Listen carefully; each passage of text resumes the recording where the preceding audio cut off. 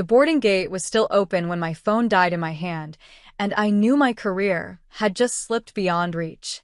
I was 30 minutes from the airport, my suitcase already packed in the back seat of a rental that had broken down on the shoulder like it hated me personally. That flight to Seattle was supposed to change everything. A final interview. Executive track. The kind of chance people spent 10 years begging for. I had spent 12. So I called the only people close enough to help. My father opened the front door before I knocked twice. My mother stood behind him, robe on, coffee in hand, like I was interrupting something sacred. I said my sister could get an Uber, that I only needed the car for 3 hours, that I would pay for gas, detailing, anything. Then my father smiled without warmth and said, "Vanessa needs it for her spa day." I actually laughed because it sounded insane. Then he slapped me. Not hard enough to drop me. Hard enough to make the room go silent. My mother looked away. My sister kept scrolling.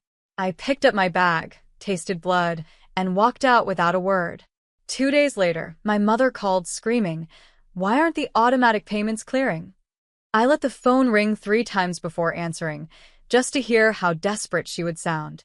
"Why aren't the automatic payments clearing?" my mother demanded again, her voice tight, like panic was sitting just under it. I leaned against the cold glass wall of the bus terminal, watching strangers rush past with purpose I no longer had. "Which payments?" "The house. Your father's truck. Vanessa's credit cards. Everything is declining." She lowered her voice, suddenly careful. "Did something happen with your account?" I almost smiled. For 12 years, I had been the invisible structure holding their lives upright. My consulting firm didn't just pay my bills. It quietly covered theirs. Mortgage refinances, car upgrades, tuition extensions, emergency cash transfers labeled as temporary. They stopped asking a long time ago. I stopped reminding them. "Maybe check with the bank," I said evenly. My father's voice cut in from the background. "Stop playing games and fix it." There it was. Not concern. Not apology. Expectation. I pictured his hand connecting with my face. The silence after. My sister's thumb still moving across her screen like I didn't exist. "I missed the biggest opportunity of my life because of you," I said quietly. "And that's our fault," he snapped. I ended the call. An hour later, my phone lit up again, this time from my bank's fraud department. The caller introduced herself as a senior analyst from the fraud department, her tone precise, almost rehearsed, like she'd handled 100 crises before mine. "Ms. Hale, we've detected multiple access attempts on your accounts from unfamiliar devices," she said. "We've temporarily restricted outgoing transfers." My grip tightened on the phone. "From where?" She read off locations that made my stomach drop. My parents' address. My sister's apartment. Even the old desktop in their den I had set up years ago. They weren't guessing passwords. They were using credentials I had trusted them with. "Were any of these authorized?" she asked. I thought about every bill I'd paid without question, every late-night transfer marked urgent, every time I chose peace over confrontation. "No," I said. "None of them." She paused, then shifted into protocol. "We recommend you secure all accounts immediately. New credentials. Remove all linked users. We can also flag these attempts for investigation." I closed my eyes, breathing slow, steady. This wasn't panic anymore. This was clarity. "Do it," I said. By evening, every shared access point was gone. Every automatic payment canceled. Every line severed clean. At midnight, my father called again. I answered this time. His voice was colder than I'd ever heard it. "You think you can just cut us off and walk away?" I didn't answer him right away. I let his question sit between us, heavy, unfinished. "You think you can just cut us off and walk away?" he repeated, sharper now. "I didn't cut you off," I said quietly. "I protected myself." A dry laugh came through the line. "Protected? From your own family?" The word family felt wrong in his mouth. "You used my accounts without permission," I said. "That's not support. That's control." My mother's voice slipped in, softer, almost pleading. "We were just trying to manage things. You know your father gets stressed." "By what?" I cut in. Bills I've been paying for years? Silence. Not confusion. Not denial. Just silence. Then my sister finally spoke, her voice edged with irritation. You're overreacting. It's not like you were using that money for anything important. Something inside me went completely still. I thought about the missed flight, the opportunity that won't come back, the hand across my face, the years of quiet sacrifice reduced to nothing. I said, my voice steady. I was using it to build a life you never had to think about. My father exhaled slowly. Fix the accounts. Now. I almost did.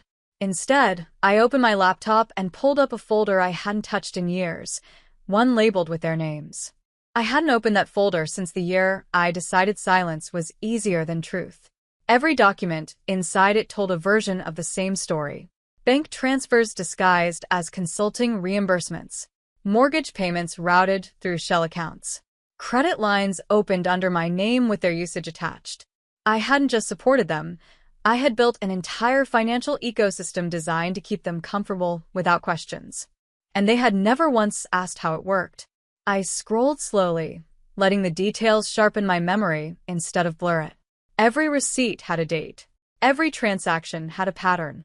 Every favor had quietly become entitlement. My phone buzzed again. This time it wasn't my parents. It was my former hiring manager from Seattle. I heard you missed the flight, she said gently. I wanted to check if everything's okay. I looked around the dim apartment I had rented for 2 nights, temporary in every sense. I had a family emergency, I said, choosing the words carefully. There was a pause then. We haven't filled the position yet. My heart didn't race. It settled. Can you make it here in person within 72 hours? I closed the folder slowly, my decision already forming. Yes, I said. I can. That night, I booked another ticket, with money they no longer controlled. I didn't sleep that night. I organized. Every document from that folder became evidence, not memory. I categorized transactions, highlighted patterns, traced every dollar that flowed from my accounts into their lives. Not out of anger, out of precision. By morning, I had something solid. Not a story. A record. My father called again around noon. I answered on speaker, while continuing to work. You made your point, he said, voice restrained. Now reverse whatever you did. No, I replied calmly. A pause. Then, you're being irrational. I'm being accurate. My mother broke in, her tone shifting between worry and manipulation. We can talk about this. Just fix the payments first. The bank is calling us nonstop. I'm sure they are. Silence stretched, then snapped. You owe us, my father said. Everything you are came from this family. I stopped typing. Everything I was came from endurance, from late nights, from choosing growth over comfort while they chose the opposite. I'm flying out tomorrow, I said. I have an interview. You're not going anywhere until this is fixed, he shot back. I almost laughed. You don't get to decide that anymore. I hung up. Then I forwarded a complete report of financial misuse directly to my attorney. The interview room in Seattle felt colder than it should have, but for the first time in days, I felt steady. I answered every question with clarity I hadn't known I still had. Strategy, leadership, crisis management. I spoke like someone who had lived through something real, not rehearsed answers from a handbook. Because I had. Halfway through, my phone buzzed in my bag. Then again. Then again. I ignored it. By the time I stepped out, there were 12 missed calls. All from my mother. One voicemail. I played it. Her voice was shaking now, stripped of control. We got served, she said. Your father, there are legal notices. They're saying fraud, misappropriation, what did you do? I leaned against the wall, closing my eyes. I told you to fix it, she whispered. This has gone too far. No. This had gone exactly where it was always heading. I called my attorney instead. They received the filings, she confirmed. And there's more. Your father attempted another access this morning. That strengthens everything. I exhaled slowly. So what happens now? I asked. They'll either settle quietly, she said, or this becomes public. I thought about everything they valued. Image, control, reputation. Let them choose, I said. An hour later, I got the call. Congratulations, the hiring manager said. We'd like to offer you the position. I smiled. Then my father called again. This time, I answered. I let him speak first. You've made your point, my father said, voice stripped of its usual authority. Call your lawyer. End this.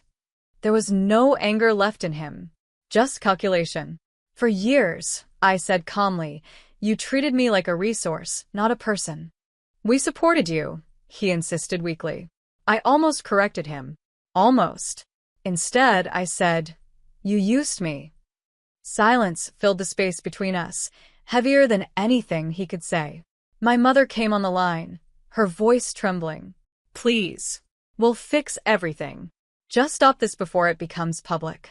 That word again. Public. Not wrong. Not sorry. Public. I already gave you a chance, I said. At the door. When I asked for help. No one spoke. I imagined that moment clearly. The robe, the coffee, the hand across my face. The quiet acceptance of who I was to them. I got the job. I added, not for them, but for myself. My father exhaled, defeated. What do you want? For a second, I thought about everything they took. Then I chose something else. Nothing, I said. Because walking away, with everything finally mine, my work, my future, my voice, was more than enough. I ended the call, stepped into my new life, and never looked back.